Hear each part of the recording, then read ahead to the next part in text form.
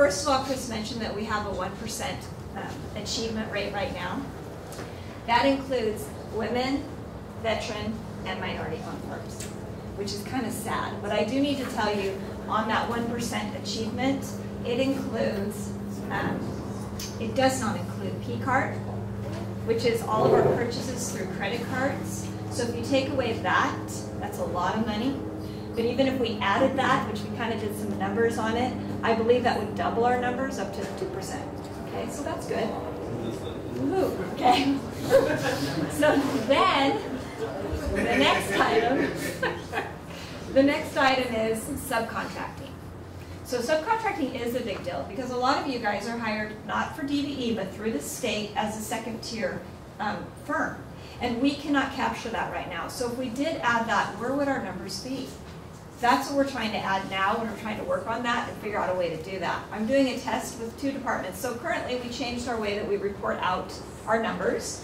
We were fortunate enough to partner with DES on it, and they had an initiative from the legislation, and we were able to tag onto that and get a free new way to do our reporting. But it only encompasses agencies. It doesn't encompass any colleges. In the meantime, we were able to have a brand new system put in OMWBE for our digitalization of all of our firms, hopefully to go on to online applications and online renewal. That's the whole goal of it.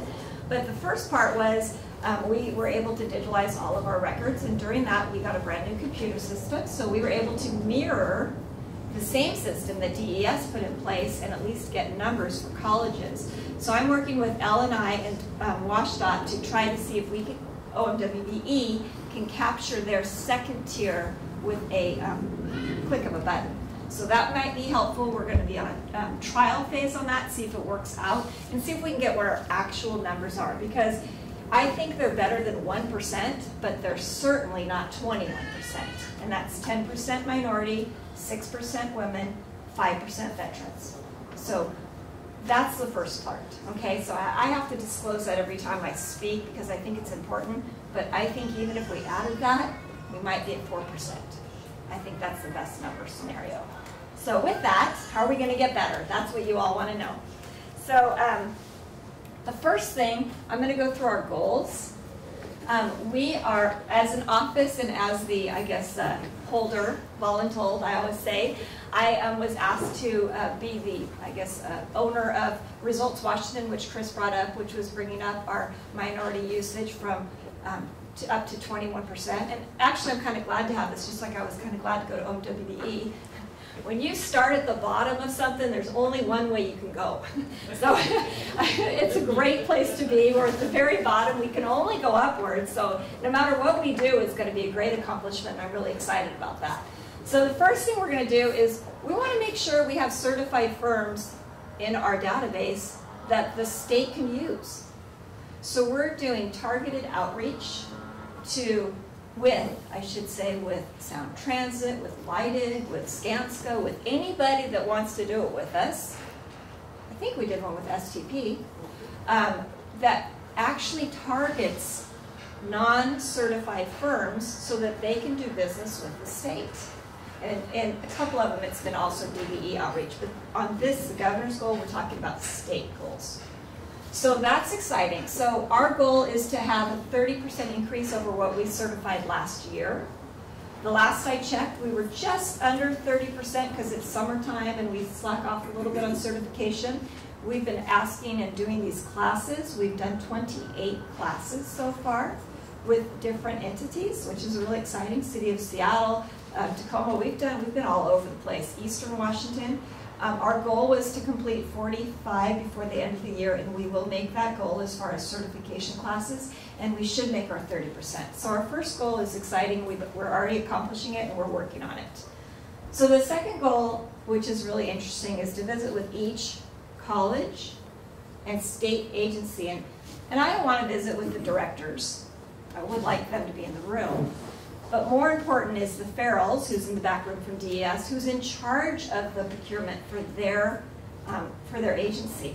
I don't want to talk to the director because the director doesn't always bring it down like Chris Liu does. Some of the directors have removed themselves from procurement. So with the governor behind me, I would like to be going out there and speaking to the deputy directors and the assistant directors that are in charge of procurement, because they have to understand how to procure and how to use veterans, women, and minority and small-owned businesses. So it's really important we talk to the people that actually do the work, or else it's a waste of all of our time. So myself, DES is offered to go with this. We're going to go out and have trainings, and with that training, we're going to offer them a guideline on their performance. They have to turn us in yearly, their performance goals. So we're going to have with us, in fact, Edwina just sent me the draft, so we're going to be ready to go out in August with the procurement goal guidelines so that they know how to put that performance together. And when we go out there, we can share with them, train them, give them till December to give us their goals, achievable goals. The achievable goal might not be 21 total %, but if we can get them to maybe commit to 10 or 12, wouldn't that be exciting? All of you in here would have work, right? So that's number 2.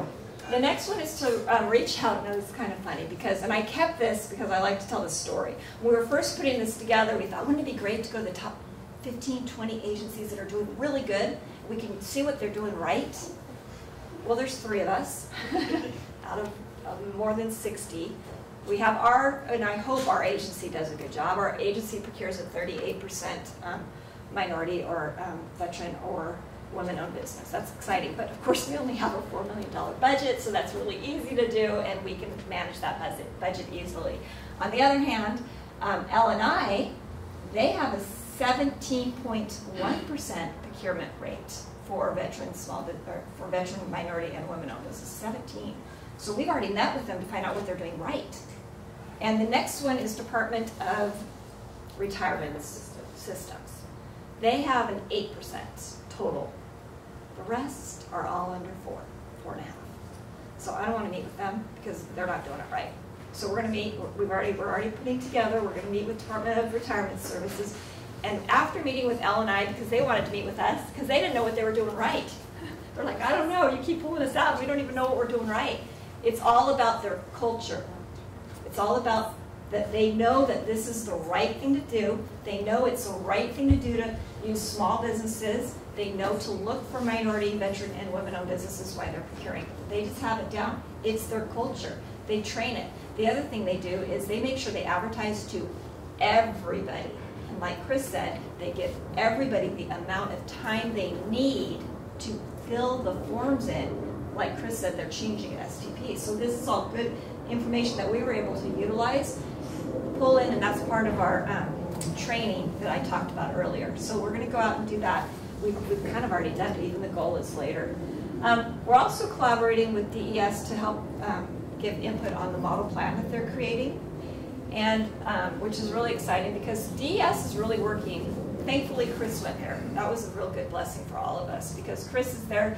His priority, of course, coming from our office, is to make sure that he creates an equal playing field for everybody. And it was already in the works, but I think Chris actually verifying it has helped out. Servando's shaking his head. I mean, there's 6 people from DES here today. 6 people from Department of Enterprise Services. Who does how much of the procurement for the state, Servando? 50% probably? Oh, more. I mean, that's a good commitment. Yes. Yeah, it is, yeah. So they're here to help procure, and we're going to be working with them to make sure that their model plans at least include an inclusion plan, or we can do a legal inclusion plan on all of these. And Servando needs to be cornered afterwards because I never do it justice. But they've had many successes on this, and it's a very positive upward move. And the last thing is to partner with agencies to offer small business training. That's another thing our outreach manager's been working on. We want to, Alexis calls it, when you have a baby, you get a baby packet. That tells you what to do with the baby. It usually comes with a little formula, it comes with a couple coupons, and it comes with all the things that tell you how to do. It's a brochure. And we want to create, and we're working on right now, what to do next in procurement with the state. What do you do? How do you get there? Who's your contacts? Who do you reach? Where do you show up? Tabor, Nancy, what do you do? So we're working on creating that so that when a person gets certified or recertified or has their annual completed, we can email them this and we can mail them this. So that's exciting. We hope to have that done by the end of next year. So what can you do? First thing, very first thing, is registered webs. And it's not even my, you think I work for DES, but it's not even my department. So webs is through DES. It's Washington Electronic Business Solution. And you can't basically even procure with the state unless you're registered on webs. Okay? It's not just state, it's colleges, it's tons of people go on that thing. Private sector too, right? I mean, tons of people utilize webs to find their firms that they're going to be working with. So I brought a bunch of these. Servando, I'm sure, carries them in his back pocket. So that's the first thing you can do. The second thing you can do is get certified. It's everybody, and you guys have all worked with me the last 2 years. I know most of you here now. And some of you have done it, and it's like, yay. I was out the outreach that was mentioned earlier on Thursday. I was telling Alexis it was the best outreach ever. It was bad food. Sorry if somebody did that here, but it was not so good on the food. Ooh, gosh, I hope nobody's here that did that. But the outreach was fantastic. From 10 to 3:30, I thought I was going to lose my voice. I had so many people at our booth. It was awesome and all over the place. It was a great outreach. And Alexis, I know, I'm going to be fired tomorrow. And if you can, they came up, and I had a guy named Hermie, and many of you met Hermie before. He came up to me. He's a civil architect or something. Yes, and he came up to me, and he just got certified at our Get Certified campaign. Literally, he was certified that day. What a weird coincidence. So January 24th, he came up to me. He wanted to introduce himself, and I recognized him because he goes to all the outreach. We see him everywhere, like I see many of you. And he wanted to let me know that he got 3 contracts, and he would have never got those 3 contracts if he had not been certified with the state. He was very excited. I had another gal that came up and told me the same story. It was very exciting. So this is get certified if you're not certified. I left brochures at the front. The next thing you do, we need you to bid for the jobs. I can't help you if you don't go after them. So if you're registered on webs, you're going to get them coming in your mailbox, and you decide which ones are important. And then if you don't get them, and that's why Servando's here, and Michael's back there, and I don't know everybody else's name, but Farrell's back there, ask, get some help, because if you don't know how to do it, call them. That's why they're here at these meetings. That's why they do outreach. And then if you do bid and you don't get it, find out why. You need to find out why. Because maybe you missed something that you could have just done a checkbox, and you missed the bid because you didn't check a box. Just like an application. If everything doesn't get filled out when I'm hiring an employee on the application, I don't even consider them. You have 100 people to choose from. You knock out the ones that can't fill out the forms right. It's true. So if you're not filling out the forms right, or you're not doing it right, find out why not. So make sure you do that. And I think that's really all I have. The other thing is, one other thing that we're working on that's really important is we don't know what the world looks like.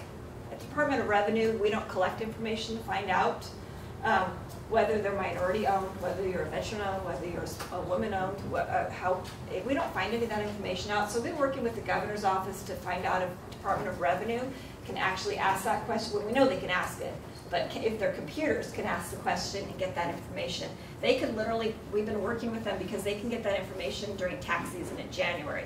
It would take us 1 month to actually get the information. So we're working on them to put some pressure from the governor's office, and they've been helping us to try to get that information. That way we can find out if our goal is right goal, 10%, 6%, 5%, is it the right goal? Is it too low? Is it too high? We don't know because we don't know what the world is. So.